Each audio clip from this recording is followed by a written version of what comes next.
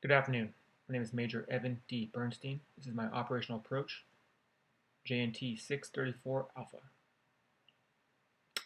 We are here today to discuss my operational approach to the rise of Iranian hostility and their threat to forcibly shut down the Straits of Hormuz. The Iranian government, its military forces, and state-sponsored extremist organizations have become a threat to the regional stability of the Middle East and of the international economy at large. Before I present my plan, I would like to recap on the current state of tensions in the Middle East. The Iranian government is leading a series of destabilizing actions within the region in an attempt to achieve regional hegemony. Iranian nuclear capabilities are expanding rapidly and are being utilized to threaten and bully U.S. allies within the region.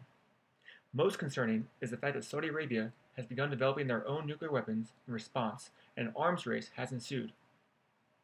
The recent departure of U.S. forces has created a power vacuum in which Iran has taken advantage, spreading their influence throughout the Persian Gulf region. With the success of minor A2-D2 operations, the Iranians have been further emboldened and have increased hostilities against foreign vessels and mariners.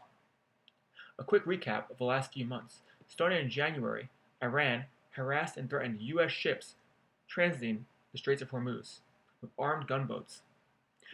Iran attacked and destroyed a U.S. drone in international airspace.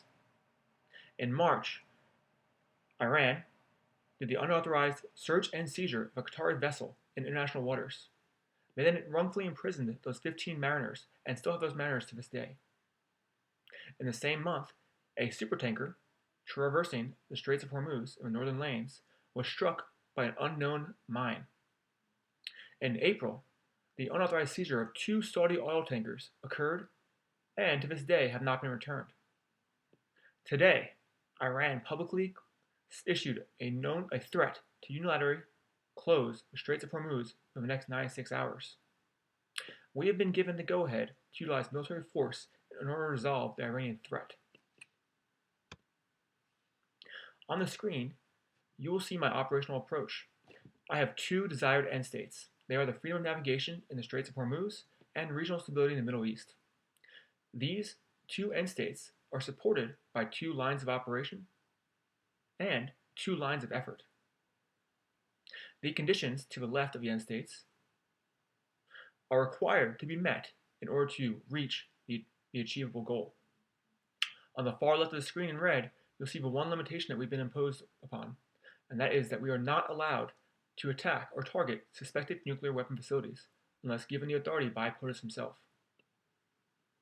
Going ahead to our first line of operation, which is in support of offensive operations against Iran.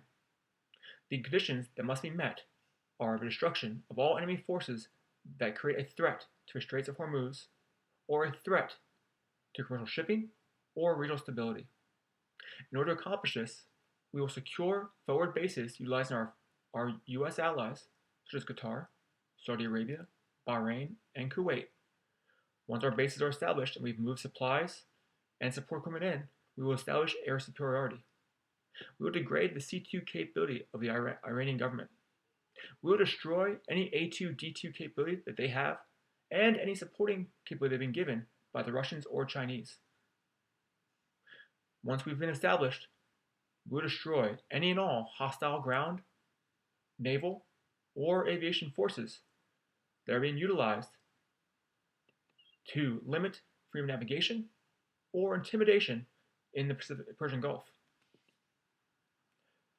If these lines of operation are all met, our conditions of enemy force destroyed and enemy influence degraded in the region should be accomplished. Our next line of operation, number 2, will be freedom of movement of operations to secure the Straits of Hormuz indefinitely. Independently from line of operation number 1, we will establish naval superiority in the Persian Gulf. We will secure all naval passageways, both east and west of the Straits of Hormuz. We will neutralize any and all hostile threats on the water. Any Iranian vessel deemed a threat will be targeted and destroyed. At the same time, we will detect and destroy any passive threats. As I mentioned back in March, that supertanker was struck by an unknown mine. We will utilize our naval vessels to detect any other mines, clear the Straits of Hormuz, and keep Straits of Hormuz cleared indefinitely. Lastly, we will reestablish maritime law. Any state, organization, or vessel that supports piracy will be targeted and destroyed. By the completion of this line of operation, our key territory, such as Abu Mesa, the Dora oil fields, the Straits of Hormuz themselves, will be demilitarized and secured. Any piracy threat in the region will be eliminated. Paralleling these lines of operation, we will conduct two lines of effort in order to secure our second end state, which is regional stability within the Middle East. Regional stability will be met by neutralizing any violent extremist organizations or the global Islamic Caliphate, and denuclearizing the Persian Gulf, particularly Saudi Arabia, and to the maximum possible, Iran itself. For line of effort number 1, countering the GIC and the VEO threat, we will disrupt their supply chains. With Iran, we will cut off any supply chains that are being given to support violent extremist organizations in foreign states. For the global Islamic Caliphate, we will cut off supply chain from any region, ally, or adversary that is providing support to the Islamic Caliphate. We will disrupt these organizations' C2 capabilities. We will marginalize their influence in the Persian Gulf through propaganda, cyber, and military campaign. And lastly, we will utilize military force to target and eliminate their leadership. For line of effort number 2, reestablishing the alliances, we will establish a diplomatic relationship with our old U.S. allies. In particular, our goal is to, by the end of this event, bring back the Cooperation Council for Arab States for the Gulf to a unified state.